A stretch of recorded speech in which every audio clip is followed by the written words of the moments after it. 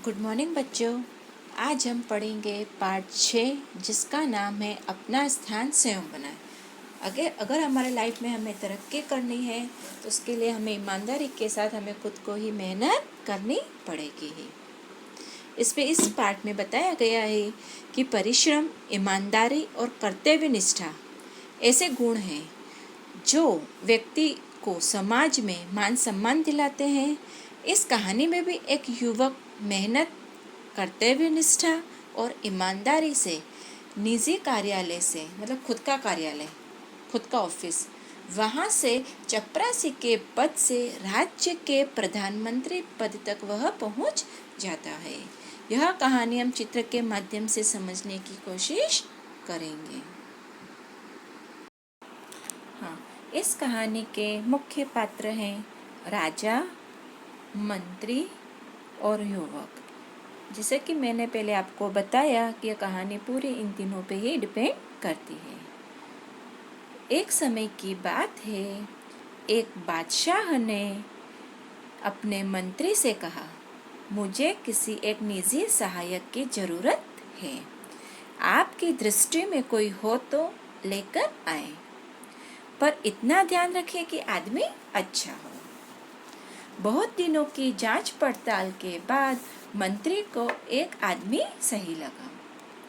मंत्री ने उसकी नौकरी छुड़वा दी और उन्नति का आश्वासन दे बादशाह के सामने पेश किया। किसके सामने पेश किया? बादशाह के सामने उसे पेश किया। बहुत देर तक तो बादशाह को अपनी बात याद ही न आई। बाद में बोले, हाँ, उस समय शायद कोई बात मन में थी, पर अब तो कोई बात नहीं है। मंत्री ने कहा, हुजूर, मैंने इसे हजारों में से छांटा है और इसकी बढ़िया नौकरी छुड़वा कर लाया हूँ।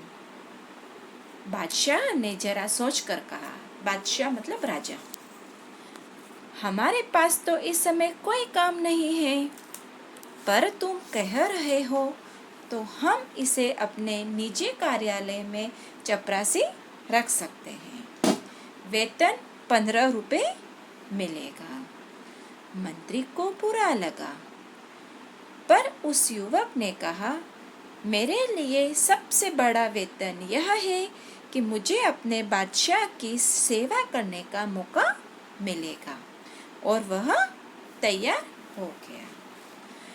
मंत्री जब उसे कार्यालय में छोड़ने गया तो वहाँ धूल ही धूल थी, क्योंकि ऐसे लग रहा था कि कितने महीनों, कितने सालों से वह खुला हुआ ही नहीं है, क्योंकि बादशाह वहाँ न कभी जाते थे न कोई काम करते थे। मंत्री दुखी हुआ, बट युवक बहुत ही खुश था, क्योंकि उसे राजा की सेवा करने का मौका मिल रहा था। उसने अच्छा स्थान दिलाने के लिए मंत्री के प्रति कृतज्ञता भी प्रकट की।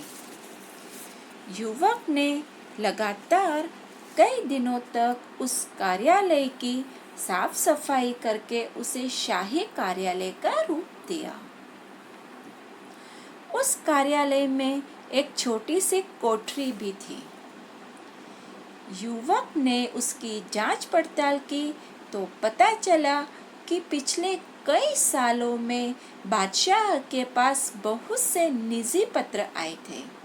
उनके लिफाफों का ढेर भी उस कोठरी में पड़ा था।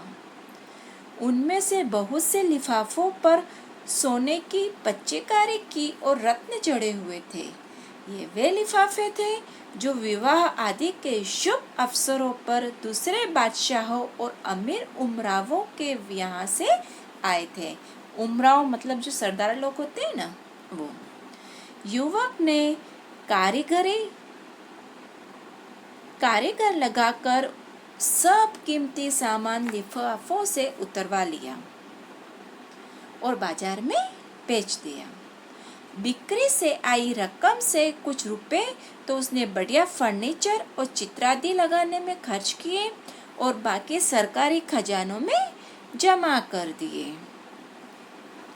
जहाँ वह सामान बिका उसकी भी रसीद ली और जहाँ से यह सामान खरीदा गया उसकी भी। अब वह स्थान सचमुच शाही हो गया था। चुगलखोरों ने बादशाह से उसकी शिकायत कर दी कि वह रुपये लुटा रहा है। एक दिन बादशाह गुस्से से भरे वहाँ आए तो देखकर दंग रह गए। फिर भी उन्होंने तेज आवाज में पूछा, तुमने यह सजावट किसके रुपयों से की? यहीं के रुपयों से हुजूर। कहकर उसने रद्दी लिफाफों की कहानी सुना दी। किस तरीके से उसने क्या क्या किया था वो सब सुना दिया राजा को। और खजांची से गवाही दिलाई कि सामान खरीदने के बाद बचा हुआ रुपया खजाने में जमा किया गया है। बादशाह तो बहुत खुश हुए और उन्होंने उस युवक को अपने राज्य का वित्त मंत्री बना दिया। दूसरे मंत्री उससे परेशान हुए क्योंकि उनको ये सब अच्छा नहीं लग रहा था। उन्होंने उस युवक को अपने राज्य का वित्त मंत्री बना दिया, मतलब रुपये पैसे का हिसाब करने वाला। वित्त मंत्री वही होता है ना जो रुपये पैसे का हिसाब करता है। दूसरे मंत्री से परेशान हुए क्योंकि वह तो बेईमानी करते थे और क्योंकि वह था न तो बेईमानी करने देता था न खुद करता था। जो भी मंत्री बादशाह के पास जाता किसी न किसी बहाने इस युवक की शिकायत करता जिससे कि बादशाह की नजरों में वह गिर जाए। फिर एक बार क्या हुआ, एक रात 2 बजे बादशाह ने अपने सेनापति को बुलाकर कहा, हमारे सब मंत्रियों को उनके घरों से उठाकर इस कमरे में ले आओ और हाँ, वे जिस हालत में हो उसे उसी हालत में लाया जाए। समझ लो ये हमारा हुक्म है। अगर कोई पलंग पर सो रहा है तो उसे पलंग सहित ज्यों का त्यों यहाँ पर लाया जाए। अगर कोई कालीन पर बैठा हुआ है, चौपड़ खेल रहा है तो उसे भी कालीन समेत यहाँ पर लाया जाए। मतलब जिस कंडीशन में वह सब हो उसी कंडीशन में उन सबको यहाँ पर तुरंत के तुरंत अभी लाया जाए। कोई 1 घंटे में सब बादशाह के बड़े कमरे में आ गए। 8 में से 7 मंत्री नशे में थे। उनमें से कुछ जुआ खेल रहे थे। वित्त मंत्री जी ने एक चौकी पर बैठे दिए की रोशनी में कोई कागज देख रहे थे। सब मंत्री बहुत लज्जित हुए। लज्जित क्यों हुए? उन्होंने क्या देखा कि वह खुद किसी न किसी गलत काम में लगे हुए थे। सिर्फ वित्त मंत्री ही ऐसे थे जो मेन काम वह कर रहे थे।